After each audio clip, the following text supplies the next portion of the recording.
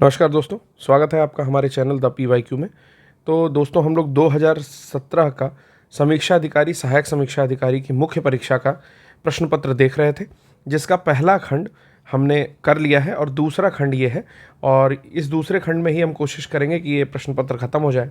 इसके बाद हम लोग अनिवार्य हिंदी का जो प्रश्न पत्र होता है मुख्य परीक्षा का, वो डिस्कस करेंगे।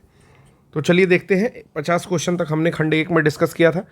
समीक्षा अधिकारी वर्ष 2017 के मुख्य परीक्षा का प्रश्न पत्र हम लोग डिस्कस कर रहे हैं। अगला प्रश्न है 51वां कि लाभ मात्रा अनुपात में सुधार निम्नलिखित में किसके द्वारा किया जा सकता है। कि लाभ की मात्रा में अगर सुधार करना है, यानी कि प्रॉफिट वॉल्यूम रेशियो में इंप्रूवमेंट करना है, तो किसकी मदद से कर सकते हैं। बिक्री कीमतों में वृद्धि, तो हाँ बिल्कुल हो सकता है, लाभ की मात्रा में वृद्धि हो जाएगी। बिक्री मिश्रण में बदलाव, तो बिक्री मिश्रण में भी बदलाव करने से लाभ की मात्रा में सुधार होता है, बिल्कुल सही है। और परिवर्तनशील लागत को कम करना, यानी कि जो भी वेरिएबल कॉस्ट है उसको कम कर देना, ठीक है। जैसे कुछ होती है फिक्स्ड कॉस्ट, कुछ होती है वेरिएबल कॉस्ट। सपोज करिए कि आपने घर में बिजली का मीटर लगवाया, कनेक्शन लिया 3 किलोवाट का, तो 3 किलोवाट के साथ ये 3 किलोवाट कनेक्शन लेने पे 300 रुपये बिजली का बिल आएगा, चाहे आप एक बल्ब ना जलाओ, ठीक है।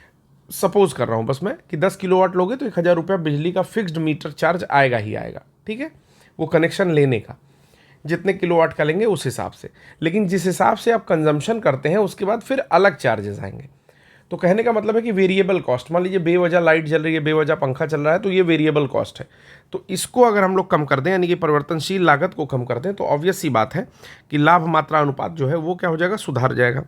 तो सभी जो है आंसर होगा। आशा है आपको समझ में आ गया होगा। तो कहता है कि लाभ मात्रा में सुधार के लिए परिवर्तनशील अनुपात में कमी करना ये सही है, बिक्री कीमतों को बढ़ा देना ये भी सही है, और इसके साथ बिक्री मिश्रणों को अपने लाभानुसार परिवर्तित करना। बिक्री मिश्रण भी अगर हम लोग परिवर्तित करें तो उससे भी लाभ बढ़ जाता है। पीवी अनुपात को कैसे लेते हैं कि कितना कॉन्ट्रीब्यूशन है सेल्स में मल्टीप्लाइड बाई 100, ठीक है। कि मतलब जितनी सेल्स हो रही है उसमें कितना कॉन्ट्रीब्यूशन है डिवाइड बाई 100, मल्टीप्लाइड बाई 100। चलिए अगला है गरीबी एवं बेरोजगारी से एक प्रश्न पूछता है कि निम्नलिखित में से किसको गरीबी की सामाजिक सूचक नहीं समझा जाता है। सामाजिक सूचक की बात कर रहा है। तो पहला कहता है परिवहन के साधनों की कम संख्या, निरक्षरता स्तर, इसको समझा जाता है कि भाई कोई निरक्षर होगा तो कमा नहीं सकता। स्वास्थ्य देखभाल तक पहुंच की कमी, ये भी माना जाता है कि गरीबी है तभी स्वास्थ्य देखभाल की पहुंच है कम है। रोजगार के अवसरों की कमी, इसको भी माना जाता है। तो परिवहन के साधनों की कम संख्या, ये कोई ज़रूरी नहीं है कि गरीबी का मेज़र हो, ठीक है। बहुत सारे अच्छे देशों में साइकिल चलाने का ट्रेंड है, बहुत सारे पिछड़े देशों में गाड़ी से चलने का शौक़ है, ठीक है। तो वो कोई मतलब नहीं है कि परिवहन के साधनों की कम संख्या सामाजिक सूचक के रूप में देखी जाती हो। अगला कृषि उद्योग और व्यापार से प्रश्न है, परिवहन संचार वाणिज्य किसके अंतर्गत आते हैं।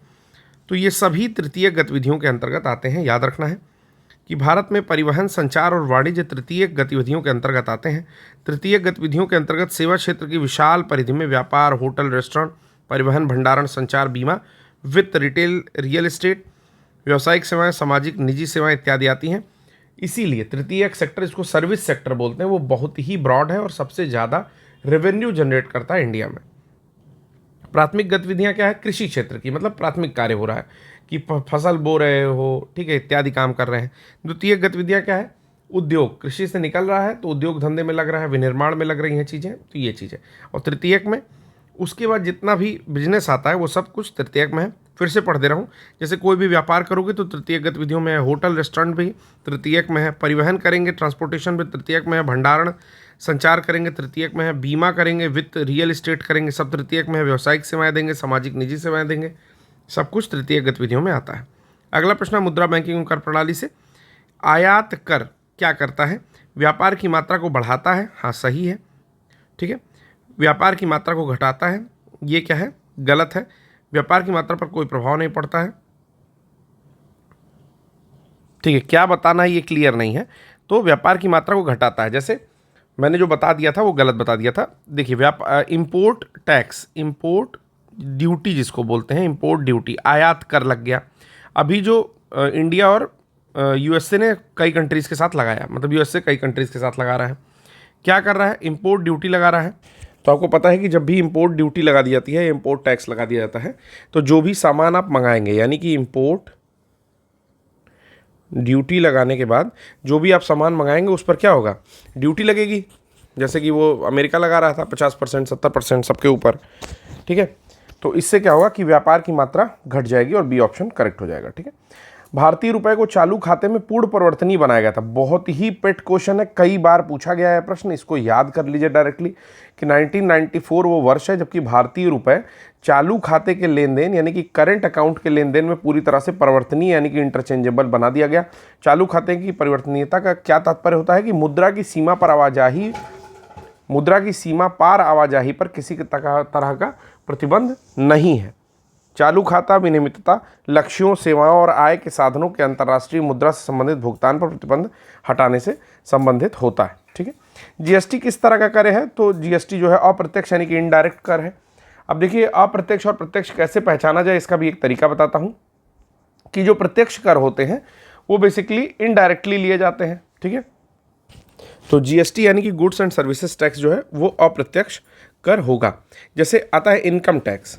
इनकम टैक्स जो है वो डायरेक्ट टैक्स है, ठीक है, डायरेक्ट टैक्स है, लेकिन इसको लिया कैसे जाता है, इनडायरेक्टली लिया जाता है। यानी कि आप जाओगे बाद में टैक्स कटवाओगे साल के अंत में, मार्च में, या फिर रिटर्न आएगा आपका दिसंबर के आसपास, ठीक।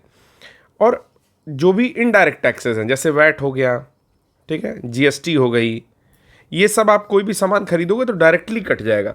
तो जो इनडायरेक्ट लिया जाता है वो डायरेक्ट टैक्स है और जो डायरेक्ट लिया जाता है वो इनडायरेक्ट टैक्स है, ऐसे याद कर सकते हो, ठीक है।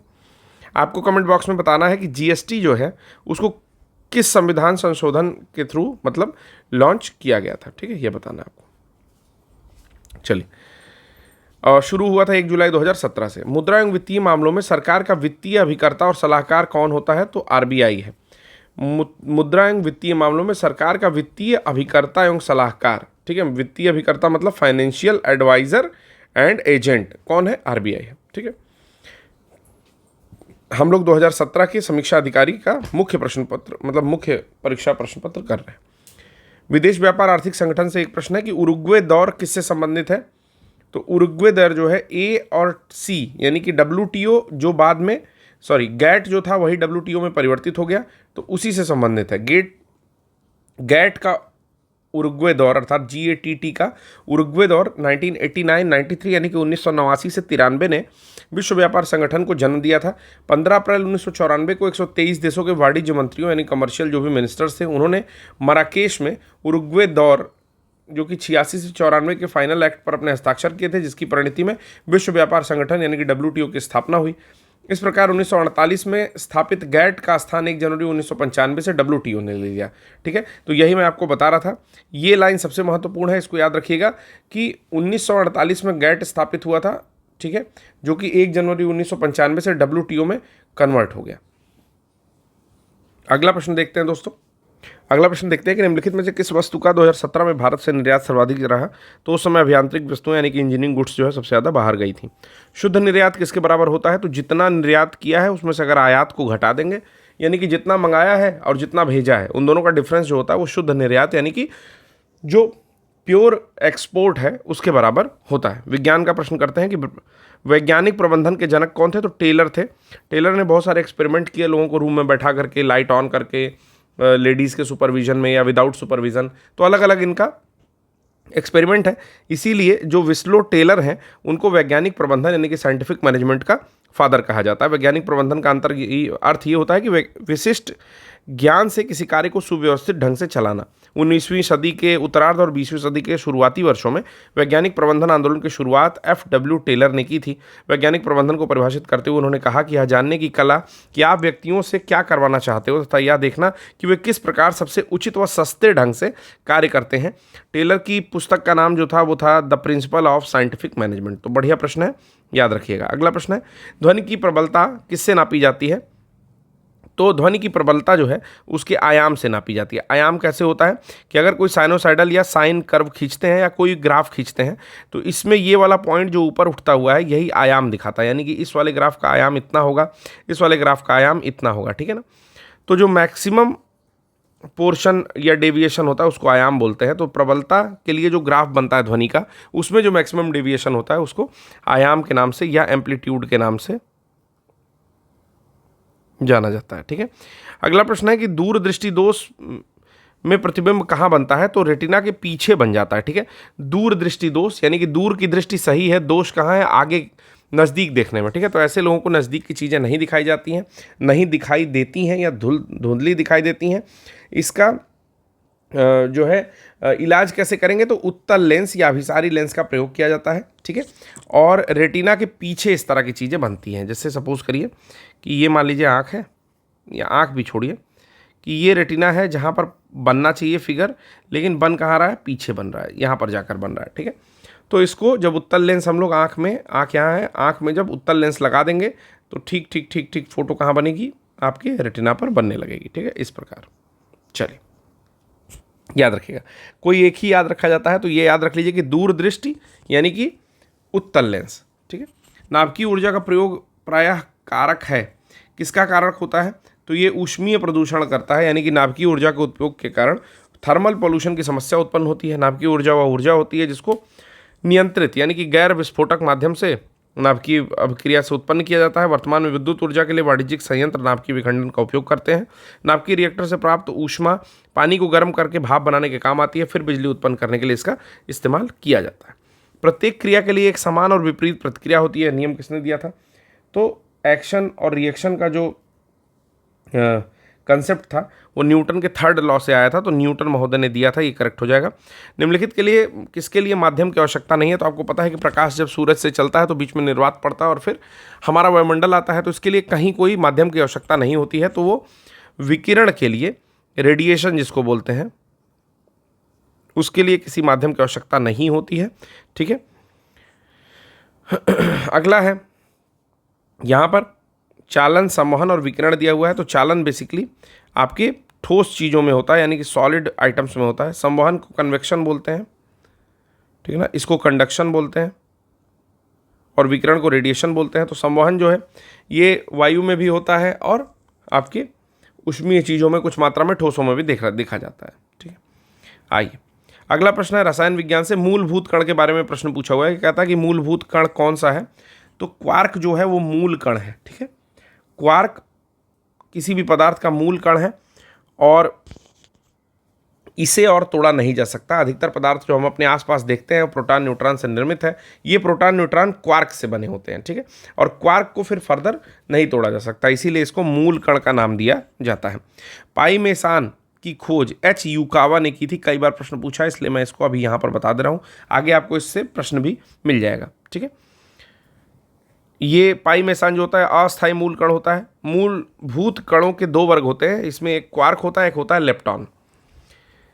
स्टेनलेस स्टील एक मिश्र धातु है जिसमें लोहे के साथ क्या मिलाते हैं, तो क्रोमियम मिलाते हैं, जिससे कि स्टेन लगना यानी कि दाग धब्बे लगना बंद हो जाता है और स्टील जैसा चमकने लगता है। स्टेनलेस स्टील उसको बोलते हैं, जिससे हमारे घर में बर्तन बनाए जाते हैं, चाकू बनाया जाता है, इत्यादि चीज़ें बनाई जाती हैं, ठीक है। इससे स्टेनलेस स्टील बनाने के लिए 15 से 20% क्रोमियम और निकिल 8 से 10% मिलाया जाता है। अगला जो प्रश्न है कि नाभिक के आकार की कोटि या नाभिक के आकार का जो पूछा है कि स्तर क्या होता है, तो वो एक फर्मी के बराबर होता है, अर्थात 1×10⁻⁻15 मीटर को एक फर्मी बोलते हैं, और वही जो है नाभिक की त्रिज्या मानी जाती है, ठीक है। अगला है कि निम्नलिखित में से कौन सा कांच गहरे नीला रंग प्रदान करता है, तो हमेशा जानिए कि जो कोबाल्ट होता है वो हमेशा ब्लू कलर प्रदान करता है, और जो कॉपर के ऑक्साइड्स होते हैं वो ग्रीन प्रदान करते हैं, ठीक है ना। तो कोबाल्ट ऑक्साइड जो है वो गहरा नीला रंग कांच को प्रदान करता है। तो याद रखिएगा, आप कभी भी किसी के घर का अगर ब्लू कलर का शीशा देखेंगे, ब्लू कलर का कांच देखेंगे खिड़कियों का, तो जानिएगा कि कोबाल्ट ऑक्साइड उसमें पड़ा हुआ है। आइए और देख लेते हैं। फेरिक ऑक्साइड जो कि आयरन का ऑक्साइड होता है वो भूरा रंग देता है। क्रोमियम जो है वो हरा रंग देता है। गहरा नीला कोबाल्ट देता है। चटक लाल आपका कैल्शियम सल्फाइड देता है, और क्यूप्रिक ऑक्साइड देता है, ठीक है। तो क्यूप्रिक जो है कॉपर से मुझे लगा कि ग्रीन देगा, लेकिन ये जो है चटक लाल दे रहा है। और कैडमियम सल्फाइड अगर पड़ेगा तो नींबू जैसा पीला कलर देगा। अगला प्रश्न देखते हैं वनस्पति विज्ञान यानी कि बॉटनी से है। मानव चिकित्सा जंतु विज्ञान से है कि इसमें विषाणु जनित रोग नहीं है, वायरस से होने वाला कौन सा डिजीज़ नहीं है, तो रेबीज़ जो है वो भी वायरस से होता है, रेबीज़ का वायरस होता है। खसरा जो है या मिजल्स उसी एक ही तरीके का है, रुबेला, खसरा, ये सब जो है वैक्सीन्स लगती हैं। डीपीटी जो है डिप्थीरिया, ट्यूबरकुलोसिस, पर्टूसिस और टिटनेस, डीपीटी का टीका लगता है। ये भी जो है अलग अलग डिजीज़ हैं आपकी। तो यहाँ पर जो क्षय रोग है, क्षय रोग यानी कि टीबी, ट्यूबरकुलोसिस, ठीक है। ये जो है आपका जीवाणु से होने वाला रोग है, तो याद रखिएगा माइक्रोबैक्टीरियम ट्यूबरकुलोसिस से होता है, ठीक है। क्षय रोग माइक्रोबैक्टीरियम ट्यूबरकुलोसिस नामक जीवाणु से होता है। उल्लेखनीय कि खसरा, रेबीज, पोलियो एक वायरस से होने वाला रोग है, ठीक है। इसका नाम क्या क्या है, तो जो खसरा होता है वो मरबली वायरस से होता है, रैप्डो से रेबीज होता है, और पोलियोमेलाइटिस से पोलियो वायरस होता है। कौन सा एक विटामिन सूर्य के प्रकाश की उपस्थिति में त्वचा में बनता है, तो ये आपका विटामिन डी है जो कि त्वचा में बनता है, इसीलिए कहा जाता है कि धूप में खड़े होइए। जाड़े में या गांव के लोग जो है धूप में सुबह सुबह जरूर बैठते थे, अब दोपहर की धूप में नहीं बैठा जाता है, नहीं तो जल जाएंगे, ठीक है। चलिए पर्यावरण परिस्थिति से प्रश्न देखते हैं कि जैवमंडल एक खुला तंत्र है, यानी कि यहाँ पर ओपन सिस्टम की बात करता है जैवमंडल को लेकर के, बायोस्फीयर को लेकर के कथन ये दिया हुआ है, क्योंकि जैवमंडल में पदार्थ के प्रारंभिक निवेश के बाद पुनः नए पदार्थ का निवेश नहीं हो सकता, परंतु ऊर्जा के निवेश एवं बहिर्गमन पर कोई प्रतिबंधित नहीं है। तो जो खुला सिस्टम होता है उसमें जो मास है यानी कि द्रव्यमान है और एनर्जी, ये दोनों अंदर भी आ सकती हैं और बाहर भी जा सकती हैं। तो यहाँ पर जो एक स्टेटमेंट लिखा है कि एक बार प्रारंभिक निवेश के बाद पुनः नए पदार्थ का निवेश नहीं हो सकता, ये गलत है, ठीक है। ऊर्जा वाला स्टेटमेंट इसमें जो पोर्शन है वो सही है, परंतु इस हिसाब से ये पूरा स्टेटमेंट गलत हो जाएगा, तो केवल ए सही होगा, ऑप्शन सी हो जाना चाहिए, ठीक है। चलिए अगला प्रश्न यहाँ पर हम लोग देखते हैं, जो प्रश्न संख्या है हमारी वो है 75वीं, ठीक है। कहता है जैविक एवं अजैविक संगठनों के बीच बिचौलिए का काम कौन करता है, यानी कि बायोटिक और अबायोटिक के बीच में कौन होता है, तो बायोटिक और अबायोटिक के बीच में उत्पाद होता है, यानी कि प्रोडक्ट होता है, ठीक है ना। जैविक और अजैविक के बीच में क्या होता है, प्रोडक्ट होता है। जैविक और अजैविक घटक आपस में संबंधित होते हैं, एक दूसरे से परस्पर क्रियाकलाप करते हैं, एक दूसरे को प्रभावित करते हुए प्रकृति एवं खाद्य श्रृंखला में अपनी महत्वपूर्ण भूमिका अदा करते हैं। उत्पादक जैविक और अजैविक जगत के संगठनों को मध्य बिचौलिया होता है, क्योंकि प्रकाश संश्लेषण विधि से ऊर्जा प्राप्त करते हैं तथा भोज्य पदार्थ बनाते हैं एवं अपनी जड़ों द्वारा अजैविक पदार्थ ग्रहण करते हैं एवं उपभोक्ताओं शाकाहारी, मांसाहारी, सर्वाहारी के लिए प्रत्यक्ष एवं अप्रत्यक्ष रूप से भोजन के स्रोत के रूप में विद्यमान होते हैं। ऊपरी वायुमंडल की ओजोन परत का क्षरण किससे होता है, तो क्लोरोफ्लोरोकार्बन से, CFC से, HFC से, इस सब से, हाइड्रोफ्लोरोकार्बन, क्लोरोफ्लोरोकार्बन इत्यादि से जो है ये ओजोन परत का क्षरण होता है।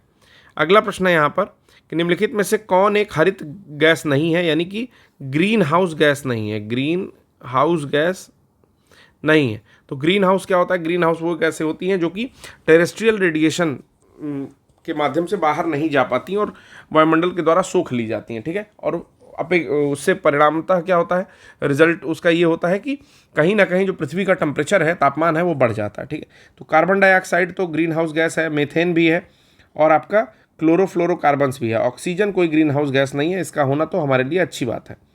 चलिए भारत सरकार द्वारा शुरू किया गया प्रोजेक्ट एलिफेंट में क्या गलत है, तो 91-92 में शुरू किया गया था, सही है। मानव और हाथी के बीच टकराव की समस्या के लिए काम करता है, ये भी सही है। या केवल जंगली हाथियों के, यहाँ पर केवल वर्ड लगा है, जंगली हाथियों के कल्याण के लिए, ऐसा नहीं है। लोकल हाथी जो है उनके भी कल्याण के लिए है ये, और केंद्र द्वारा प्रायोजित योजना के रूप में आरंभ किया गया था, ये बिल्कुल सही है। जो यहाँ पर बी ऑप्शन है, यह मानव और हाथी के बीच टकराव की समस्या पर काम करता है, इसके लिए एक प्रोजेक्ट शुरू किया गया था जिसका नाम है माइक प्रोजेक्ट, ठीक है। तो याद रखना है कि जो प्रोजेक्ट एलिफेंट आया था भारत सरकार में पर्यावरण एवं वन मंत्रालय द्वारा 1992 में एशियाई जंगली हाथियों को वन्य जीव संरक्षण प्रदान करने के लिए केंद्रीय प्रायोजित योजना के रूप में आरंभ किया गया था। यह प्रोजेक्ट मानव एवं हाथी के टकराव की कमी हेतु विभिन्न दिशा निर्देश भी जारी करता है। अगला जो प्रश्न है वो है कि भारत सरकार ने नॉर्वे सरकार के साथ मिल करके एक जैव विविधता नीति एवं कानून केंद्र की स्थापना की है, कहाँ पर, तो चेन्नई में की है इसको। भारत सरकार नॉर्वे सरकार के साथ मिली और जैव विविधता नीति और कानून केंद्र की स्थापना चेन्नई में कर दी। प्रादेशिक समान ज्ञान में पहला देखते हैं कि लखनऊ महानगर के संबंध में कुछ कथन दिए हैं। जैसे दिया है पहला कथन कि 18वीं सदी के उत्तरार्ध में नवाब आसफउद्दौला ने नगर को नियोजित तरीके से विकसित किया, यानी कि प्लान्ड नगर यहाँ पर बनाते हैं, ठीक है। दूसरा है कि ब्रिटिश काल में सर हरकोट बटलर ने इसे सुगठित विकास पर ध्यान दिया। और तीसरा कहता है कि महानगर की कुल भूमि पर 23% भाग रिहायशी क्षेत्र जो है 23% जमीन पर पाए जाते हैं, ठीक है। तो इस प्रकार के 3 प्रश्नों पर ये चीज़ देखने में आई कि केवल 1 और 2 स्टेटमेंट ही सही है, बाकी जो तीसरा स्टेटमेंट है वो गलत है। जानते हैं एक्सप्लेनेशन क्या है कि लखनऊ के वर्तमान स्वरूप की जो स्थापना है वो नवाब आसफउद्दौला ने किया 1775 में। अवध के शासकों ने लखनऊ को अपनी राजधानी बनाकर इसको समृद्ध किया। कालांतर में ब्रिटिश रेजिडेंट हरकोट बटलर ने इसको सुगठित विकास में योगदान दिया, लेकिन लखनऊ नगर निगम जो है 55% से अधिक भूमि पर जो है रिहायशी क्षेत्र को विकसित कर चुकी है। तो जो तीसरा ऑप्शन था वो यहाँ पर गलत हो जाता था। 80वां प्रश्न देखते हैं जो कि आपके सामने है कि उत्तर प्रदेश की कौन सी निम्नलिखित जनजाति दीपावली में शोक मनाती है। तो जो थारू जनजाति हो दीपावली में शोक मनाती है, रोते हैं वो सब, ठीक है। कहाँ पाई जाती है? तो जो तारू जनजाति है दीपावली को शोक के रूप में मनाते हैं। ये पूर्वजों को भेंट आदि प्रदान करते हैं, जिसे रोटी कहा जाता है इस दिन, ठीक है ना। कुछ भेंट देते हैं जिसको क्या कहता है, भेंट को रोटी कहा जाता है। ये लोग तराई प्रदेश में 5 जिलों में मुख्यतः महाराजगंज, सिद्धार्थनगर, श्रावस्ती, बहराइच और लखीमपुर खीरी में पाए जाते हैं, ठीक है। तो महाराजगंज, सिद्धार्थनगर, श्रावस्ती, बहराइच और लखीमपुर खीरी में ये लोग पाए जाते हैं। नेपाल से सटा हुआ ये बेल्ट है और ये किरात वंश के माने जाते हैं। किरात अर्जुनियन आपने सुना होगा और कई उपजातियों में विभाजित हैं। ये लोग राजपूताना के थार मरुस्थल से आकर यहाँ पर बसे थे, ऐसा कहा जाता है, और इसी कारण से इन्हें थारू कहते हैं। उत्तर प्रदेश में नॉलेज पार्क की स्थापना कहाँ की जा रही है? तो जो ग्रेटर नोएडा का क्षेत्र है वहाँ पर बहुत सारा कॉलेज है, इंजीनियरिंग कॉलेज और अन्य भी कॉलेज हैं, तो वहाँ के क्षेत्र को नॉलेज पार्क की संज्ञा दी जाती है, ठीक है। जैसे वाराणसी में भारतीय शाक भाजी अनुसंधान केंद्र है, यानी कि IVRI है, यानी कि सब्जी वाला जो केंद्र है वो आपका पड़ता है वाराणसी में। वहीं बायोटेक पार्क पड़ता है लखनऊ में। इसी प्रकार केंद्रीय अंतर्देशीय मत्स्य अनुसंधान संस्थान अर्थात मछली से रिलेटेड या फिशरी से रिलेटेड जो आपका संस्थान है वो प्रयागराज में पड़ता है, जबकि नॉलेज पार्क जो है ग्रेटर नोएडा में। कृत्रिम अंग निर्माण निगम कहाँ पर है उत्तर प्रदेश में? तो ये कानपुर में स्थित है, यानी कि यहाँ पर कृत्रिम अंग का निर्माण होता है, ठीक है। तो कृत्रिम अंग निर्माण निगम ये आपका कानपुर में स्थित है। इसकी स्थापना कब हुई थी? तो 1972 में इसकी स्थापना हुई थी। इसका मुख्यालय उत्तर प्रदेश के कानपुर में है, ठीक है, जो कि विकलांग के लिए कृत्रिम अंग और अन्य सहायक उपकरणों का निर्माण करता है। अगला प्रश्न है यहाँ पर कि आल्हा एक लोकप्रिय गीत है जो कि बुंदेलखंड में जो है चलता है, ठीक है। तो यहाँ पर आल्हा और उदल 2 भाई थे, उनके लड़ने के साथ साथ एक लोकप्रिय संगीत भी उन्हीं के नाम से लोकप्रिय हुआ बुंदेलखंड के क्षेत्र में, ठीक है। और इसमें एक कहावत भी आती है जिसके बारे में भी प्रश्न एक RO के पेपर में पूछ चुका है कि जिस दिन जन्म भयो आल्हा को धरती धसी 2.5 हाथ, ठीक है। महोबा के 2 वीर हैं ये, आल्हा और उदल, ठीक है। इसके जो आल्हा खंड के रचयिता हैं उनका नाम है जगनिक, ठीक है। चलिए अगला देखते हैं कि भारत के मेंथा तिल उत्पादन में उत्तर प्रदेश का योगदान कितना है। तो डायरेक्ट याद कर लीजिए, मेंथा तिल जो है 85% मेंथा तिल उत्पादन में उत्तर प्रदेश का हाथ है, ठीक है। तो मेंथा की खेती कहाँ होती है? बदायूं, रामपुर, मुरादाबाद, बरेली, पीलीभीत, बाराबंकी, अंबेडकर नगर, फैज़ाबाद, लखनऊ होती है। इस तेल का उपयोग सुगंध और औषधि बनाने में किया जाता है। भारत में मेंथा का संपूर्ण विश्व का टोटल उत्पादन जो है भारत में 80% होता है। चलिए अगला प्रश्न देखते हैं दोस्तों। मेंथा के बाद 85वां प्रश्न है कि उत्तर प्रदेश में सूरमा उद्योग के लिए प्रसिद्ध है, ठीक ना। तो सुरमा बरेली वाला, ठीक है, गाना सुना होगा आपने। तो देखिए झुमका बरेली वाला था, लेकिन हम लोग सूरमा भी बरेली वाला याद कर लेंगे, ठीक है। तो सूरमा उद्योग कहाँ फेमस है? बरेली में फेमस है, ठीक है। ब्लैक पॉटरी उद्योग कहाँ का है? तो ब्लैक पॉटरी आजमगढ़ का है, याद कर लीजिए। निजामाबाद एक क्षेत्र है आजमगढ़ में, वहाँ पर ब्लैक पॉटरी उद्योग फेमस है। कत्था बरेली में होता है, बांसुरी पीलीभीत में होती है और प्लाईवुड सीतापुर, सहारनपुर, नजीबाबाद, बिजनौर में होता है। सब्जी अनुसंधान संस्थान कहाँ पर है? तो अभी आपने देखा कि वाराणसी में स्थित था सब्जी अनुसंधान संस्थान। सब्जियों की महत्ता को देखते हुए 1992 में 7वीं पंचवर्षीय योजना के अंतर्गत जो है सब्जी अनुसंधान परियोजना निदेशालय के रूप में इसकी स्थापना की गई थी। कब की गई थी? 1992 में या 92 में, ठीक है। अगला, काली मिट्टी के बर्तन कहाँ के होते हैं? तो निज़ामाबाद, मैंने अभी बताया आपको निज़ामाबाद कहाँ स्थित है, तो आजमगढ़ में स्थित है। चीनी मिट्टी के बर्तन होते हैं खुर्जा में। पीतल की आकृति बनती है या शिल्प आकृति मुरादाबाद में, और शीशा की होती है फिरोजाबाद में। तो फिरोजाबाद में चूड़ियाँ या शीशा शिल्प आकृति काली मिट्टी के बर्तन बनते हैं निज़ामाबाद में। खुर्जा में बनता है आपका चीनी मिट्टी का बर्तन, और पीतल के बर्तन बनते हैं मुरादाबाद में। तो चारों पॉइंट याद रखना है। इस प्रकार से ऑप्शन हो जाएगा बी की A का 4, B का 2, C का 1 और D का 3। और यहाँ पर डायरेक्टिव मैच है, तो इसको एक बार देख लीजिए, अगर याद नहीं है तो उसको चार्टिंग जरूर कर लीजिए कि काली मिट्टी के बर्तन निज़ामाबाद आजमगढ़ में बनते हैं, चीनी मिट्टी के बर्तन बनते हैं खुर्जा में, पीतल की शिलाकृति बनती है मुरादाबाद में, और शीशा की बनती है फिरोजाबाद में। बेसिकली इसमें शीशा शिल्पकृति लिखा हुआ है, तो शीशे की चूड़ियाँ याद रखिएगा। चर्म विकास और विपणन निगम कहाँ है? तो कानपुर में नहीं है, आगरा में है। ठीक है, बहुत ज़्यादा नाम होता है कि कानपुर में है, कानपुर में है, लेकिन चर्म विकास एवं विपणन निगम जो है एक्चुअली में वो आपका आगरा में स्थित है, जो कि एक विपणन निगम लिमिटेड कंपनी के नाम से इसकी स्थापना 1974 में हुई थी। ठीक है, तो अगर आपसे कोई पूछे कि सब्जी वाला अनुसंधान कब स्थापित हुआ, तो 1992 में हुआ था, लेकिन चमड़े वाला जो विकास और विपणन निगम है, अर्थात लेदर डेवलपमेंट एंड जो उसका विपणन है अर्थात सेल्स वाला जो निगम है, वो आपका कहाँ हुआ था? आगरा में स्थापित हुआ था 1974 में। अब आता है तर्कशक्ति का परीक्षण। तो इसमें तर्कशक्ति काम करेगी, चलिए देखते हैं। 1 पच्चे 5 पच्चे 25 पच्चे 125, 3 चौके 12 चौके 48 चौके 192। ठीक है, तो 48 12 चौके कितना होगा? तो 48 होगा, उत्तर आ जाएगा बी। ठीक है, नॉर्मल सा लॉजिक लगा था, एक ही बार में आ गया। फूल का पत्ती से वही संबंध है। ठीक है, पत्ती का फूल से, अच्छा, फूल का पत्ती से वही संबंध है जैसे पुस्तक का किससे है? तो पृष्ठों से, ऑब्वियस सी बात है। ठीक है, अगला है कि दिए हुए विकल्प में x के स्थान पर कौन आएगा? तो 27 में 4 जोड़ते हैं 31 आता है, 31 में 9 जोड़ते हैं 40 आता है, 40 में 16 जोड़ते हैं। ठीक है, तो आपको दिख रहा है कि वर्ग जुड़ रहा है। ठीक है, यहाँ पर देखिए 27 में 2 का वर्ग जुड़ा। ठीक है, इसमें 3 का वर्ग जुड़ा, इसमें 4 का वर्ग जुड़ा, इसमें 5 का वर्ग जुड़ेगा, इसमें 6 का वर्ग जुड़ेगा, इसमें 7 का वर्ग जुड़ेगा। 49 9 7 16, लास्ट में 6 आएगा, 166 हो गया आंसर। ठीक है, तो नॉर्मल सा ये भी था कि इसमें वर्ग जो है वो ऐड हो रहा है, यहाँ पर आपने देख लिया। अगला प्रश्न देखते हैं दोस्तों। नीचे दी गई तालिका में ए, बी एवं सी का मान क्या होगा? तो लिखा है 9 A 12 B 10 7 8 C 11। ठीक है, तो चलिए ट्राई करते हैं कि ये कैसे होना चाहिए। तो अगर ये जादुई टाइप का वर्ग है, यानी कि मैजिक स्क्वायर है, तो सबका जोड़ समान होना चाहिए या गुणा समान होना चाहिए, कोई ना कोई इसमें एक रूपता होनी चाहिए। अगर इस साइड से देखें तो 9 10 11 आ रहा है। ठीक है, यहाँ पर आ रहा है 8 2 10 2 12 आ रहा है। ठीक है, तो कुछ तो इसमें सिमिलरिटी है। ठीक, तो यहाँ पर 11 का 12 हो रहा है, यहाँ 8 का 9 हो रहा है। ठीक है, तो यहाँ पर जो भी होगा उससे एक अधिक होगा, यानी कि a बराबर क्या होगा? C+1 होगा। ये तो कंफर्म हो गया। ठीक है, अगला देखते हैं कैसे हम लोग निकाल सकते हैं कि 9 3 12 आ रहा है। ठीक, तो अगर हम लोग इसको माने 4, तो 4 3 7 होना चाहिए, तो b का मान जो है 4 ऑप्शन में है नहीं, तो हम लोग छोड़ देंगे। दूसरा लॉजिक लगाएंगे।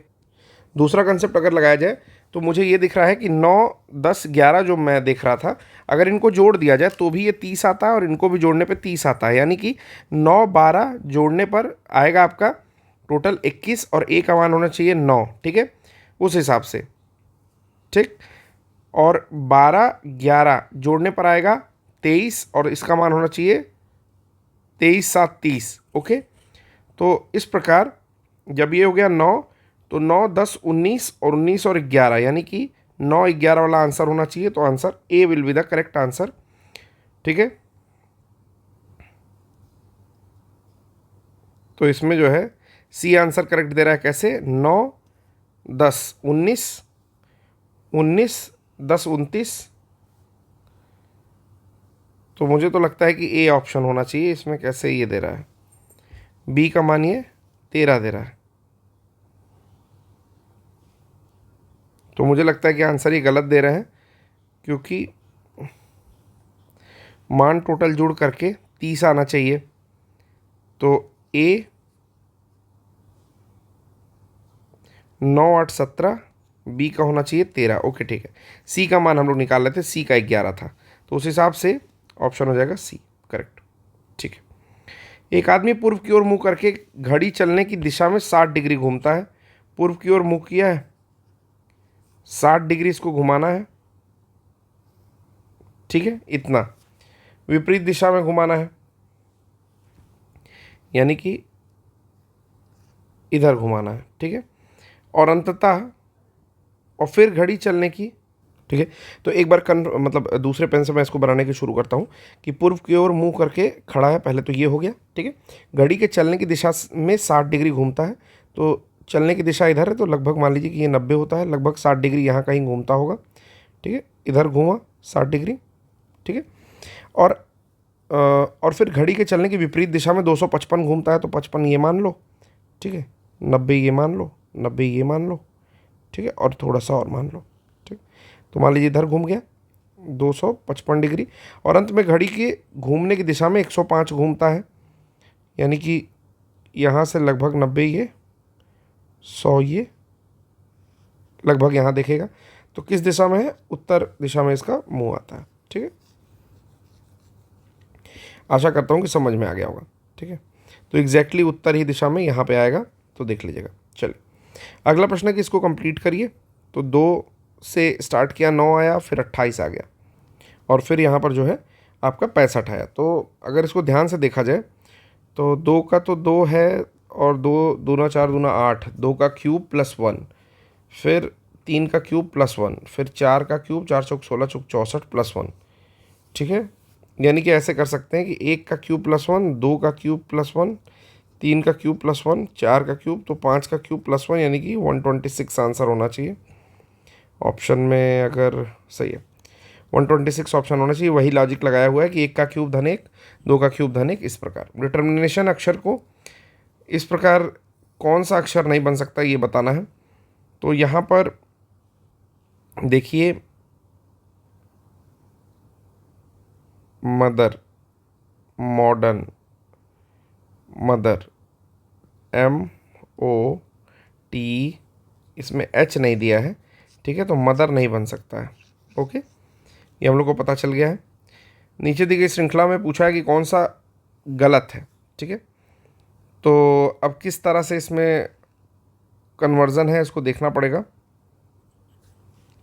यहाँ पर दे रहा है कि ये C गलत है, डायरेक्टली बता दे रहा हूँ, क्योंकि इस सब 5 से विभाज्य है, ये 5 से विभाज्य नहीं है। ठीक है, अदरवाइज मैं पहले डबल करके देखने वाला था, परंतु आंसर के हिसाब से यहाँ पर C गलत हो रहा है।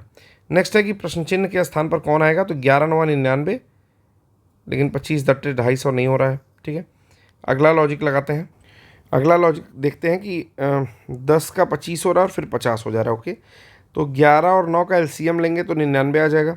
10 और 25 का एलसीएम लेंगे तो 50 आएगा। करके देख लेते हैं। 10 और 25 का एलसीएम ले लेते हैं, 5 से काटते हैं। ठीक है, फिर 2 से कटेगा 5 से, यानी कि 5 5 25 दूनी 50। इसी प्रकार 28 और 35 का एलसीएम लेने पर कितना आएगा? तो 28 और 35, 7 से जाएगा, 7 चौके 28, 7 5 35, तो 7 चौके 28 और 25 एक ही बार में आ गया। 140 आंसर आ रहा है। 28 25 140, तो बी आंसर हो गया। एलसीएम से लगा हुआ प्रश्न है। कह रहा है कि कौन सा श्रृंखला को पूर्ण करना है। ठीक है, और किस हिसाब से पूर्ण होगा? तो विब ग्योर होता है, VIBGYOR, ये ऑप्शन हो जाएगा। अगला प्रश्न देखते हैं। यहाँ पर समसामयिकी से संबंधित है। जैसे आंचल ठाकुर भारत की प्रथम अंतर्राष्ट्रीय मेडल विजेता बनी है, क्या खेलती हैं? स्कीइंग खेलती हैं। ठीक है ना, स्कीइंग। अगला है आपका उत्तर प्रदेश रत्न पुरस्कार निम्नलिखित में से किस भारतीय अमेरिकी नागरिक को दिया गया था? तो उस समय में फ्रैंक इस्लाम को दिया गया था। इसी प्रकार आपका 2018 में रमन मैग्सेसे से किसको सम्मानित किया गया था? तो सोनम वांगचुक को सम्मानित किया गया था, जो कि लद्दाख में अभी बहुत दिन तक हड़ताल पर भी थे। किसको हरा के सिमोना हालेप ने फ्रेंच ओपन जीता? तो तत्कालीन खबर है ये भी। ठीक है, रोलांड गारोस बोलते हैं जो फ्रेंच ओपन होता है उसको। लाल बजरी का बादशाह सबसे ज़्यादा नडेला जो है वो जीते हैं। राफेल नडाल, नडेला नहीं। ठीक है, चैंपियंस ऑफ द अर्थ पुरस्कार नरेंद्र मोदी को दिया गया था 2018 वर्ष में। साहित्य का नोबेल पुरस्कार उस समय मिला था आपका, इनमें से कोई नहीं ऑप्शन था। राष्ट्रीय धरोहर स्थल की आगरा को शामिल किया गया था। इसी प्रकार करंट के कुछ क्वेश्चन है। करंट का हम लोग को ज़्यादा बहुत नहीं देखना है, विविध देख सकते हैं। जैसे कहता है कि नागालैंड झारखंड कब अस्तित्व में आया, ये बताना है आपको। और तेलंगाना और सिक्किम, तो तेलंगाना आया था वर्ष 2014 में, सिक्किम आया था 1975 में। बाकी झारखंड जो है वर्ष 2020 में आया। ठीक है ना, छौझा याद करना है, छौझा। छत्तीसगढ़, उड़ीसा और झारखंड, और 1 9 15 को क्रमशः 2000 में आए थे, यानी कि 1 दिसंबर को, 9 और 15, ठीक है, नवंबर को। और नागालैंड आया था 1962 में। तो यहाँ पर एक्सप्लेनेशन दिया हुआ है, जिसमें नागालैंड 1963 इसमें लिखा हुआ है। ठीक है, चलिए। कुंभ मेला कितने वर्षों में लगता है? तो 12 वर्षों में लगता है। इस वर्ष भी कुंभ मेला लगा था, तो कुंभ मेले से प्रश्न आने की संभावना बन जाती है। ठीक है, 12 वर्ष में। और प्रयाग में 2 कुंभों के बीच 6 वर्ष का अंतर होता है, प्रत्येक स्थान पर 12 वर्ष का अंतर होता है। हरिद्वार, प्रयाग, उज्जैन और नासिक में कुंभ मेला लगता है। समाचार पत्र दिया, प्रकाशक का नाम बताना है। बंगाली किसने निकाला था? तो बंगाली निकाले थे सुरेंद्र नाथ बनर्जी जी। वंदे मातरम अरविंद घोष होना चाहिए। बंगवासी नहीं पता मुझे। अमृत बाजार पत्रिका मोतीलाल घोष। तो डी का 4, ए का 3, ए का 3, डी का 4, बी ऑप्शन करेक्ट हो जाएगा। ठीक है, तो बंगाली निकाले थे एस एन बनर्जी, सुरेंद्रनाथ बनर्जी। बंगवासी निकाले थे जोगेंद्र नाथ बोस, ये नहीं याद था, तो जोगेंद्र नाथ बोस जो है बंगवासी निकाले थे। वंदे मातरम अरविंद घोष और अमृत बाजार पत्रिका मोतीलाल घोष ने निकाली थी। अमृत बाजार पत्रिका करीबन 10 बार कुल मिलाकर आरओ और यूपीपीसीएस के पेपर में पूछा जा चुका है, तो बहुत ही इंपॉर्टेंट है। अमृत बाजार पत्रिका किसने लिखी थी? तो अमृत बाजार पत्रिका मोतीलाल घोष महोदय ने लिखी थी। अगला सुमेलित करना है सूची 1 को सूची 2 से।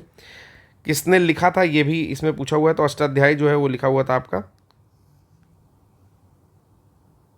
अष्टाध्यायी पाणिनि ने लिखा था, जो कि व्याकरण, संस्कृत व्याकरण पर स्थित है। महाभाष्य पतंजलि ने लिखा होगा मुझे लगता है। ठीक है, तो अब यहाँ पर कात्यायन बचा और यास्क बता, तो इसमें ऑप्शन मैच करने की कोशिश करते हैं कि डी का 4, सॉरी ए का 4, तो ऑप्शन ए करेक्ट हो गया। बी का 3 ये भी मैंने लगा दिया है। महाभाष्य पतंजलि ने लिखा है। निरुक्त जो है ये यास्क ने लिखा है, तो ये याद करने वाली चीज़ है। मैं इसको डिलीट करके केवल जो याद करने वाली चीज़ है उसको लिख दे रहा हूँ, यास्क। ठीक है ना, निरुक्त। ठीक, यास्क को आस्क से समझिए और निरुक्त को उत्तर से समझिए। ठीक है ना, मतलब अगर कोई पूछेगा तो आपको उत्तर देना है, यानी कि यास्क का क्या हो जाएगा, निरुक्त हो जाएगा। ठीक है, यास्क का क्या हो जाएगा, निरुक्त हो जाएगा, और वर्तिका का हो जाएगा कात्यायन। तो कात्यायन ने क्या लिखा था, वर्तिका लिखा था, वर्तिका। ठीक है ना, अगर मैं आपसे पूछूं वात्स्यायन ने क्या लिखा था तो बताइए, वात्स्यायन ने क्या लिखा था, कमेंट बॉक्स में आंसर करिए। चलिए अगला प्रश्न है, यहाँ पर स्तूप और जगह का नाम दिया हुआ है। चित्रकारी कनिष्क सिरविहीन मूर्ति दशावतार मंदिर कहाँ पाया गया? सूची 1 को सूची 2 से मिलाना है। ठीक है, तो यहाँ पर जो बाघ की गुफाएं हैं उसमें मुझे लगता है कि चित्रकारी मिली थी, तो बी का 1 हो जाएगा। इस हिसाब से मेरा आंसर भी आ चुका है बी। दशावतार मंदिर कहाँ है? तो देवगढ़ झांसी में है। ठीक है, मथुरा से सिरविहीन मूर्ति मिलती है कनिष्क की, और स्तूप जो है वो सांची में है, सांची का स्तूप। ठीक है, तो इस हिसाब से ऑप्शन बन जाएगा बी। स्तूप मिलता है सांची में, चित्रकारी मिलती है बाघ की गुफा में, कनिष्क की सिरविहीन मूर्ति मिलती है मथुरा में, याद कर लीजिएगा। और दशावतार मंदिर मिलता है देवगढ़ में। ठीक है, तो दशावतार मंदिर ये सारा कुछ गुप्त काल के संबंधित है, और गुप्त काल के राजाओं ने बनाया है। बहुत सारे मंदिर इसमें ईंटों के बने हुए हैं, जो कि बहुत फेमस है। भारत एवं एशिया का प्रथम डॉल्फिन शोध केंद्र एनडीआरसी की स्थापना कहाँ की गई है गंगा नदी के तट पर? तो ये पटना में की गई है। 2 बार ये प्रश्न पूछा हुआ है, प्री के परीक्षा में भी और मेंस में भी। तो डॉल्फिन शोध केंद्र जो है एनडीआरसी जिसको बोलते हैं, वो गंगा नदी के तट पर खोला गया। निम्नलिखित में से किसने अपने पहले टेस्ट में शतक नहीं बनाया है? तो सुनील गावस्कर ने पहले टेस्ट में शतक नहीं बनाया था, ये प्रश्न एक पूछा हुआ था। मानव पूंजी निर्माण पर प्रत्यक्ष प्रभाव किसका नहीं होता है? तो सिंचाई का प्रत्यक्ष कोई प्रभाव नहीं होता है मानव पूंजी निर्माण पर।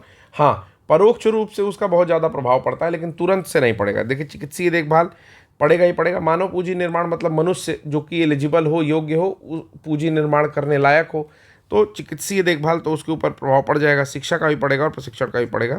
बस यहाँ पर प्रभाव अगर नहीं पड़ेगा तो सिंचाई का नहीं पड़ेगा। ठीक है, अगला प्रश्न है, किस देश के किस राज्य का हिस्सा राष्ट्रीय राजधानी क्षेत्र में नहीं है?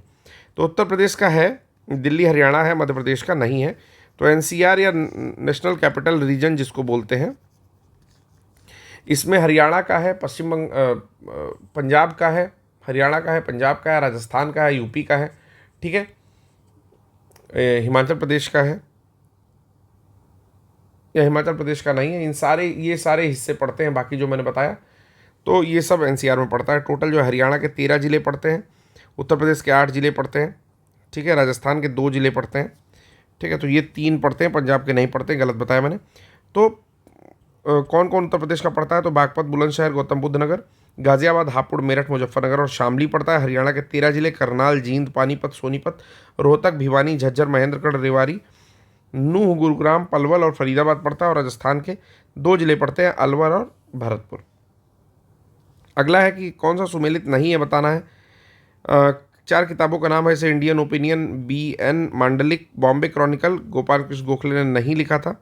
बॉम्बे क्रॉनिकल जो है अंग्रेजी अखबार था, 1910 में फिरोज शाह मेहता में FSM ने शुरू किया था, फिरोज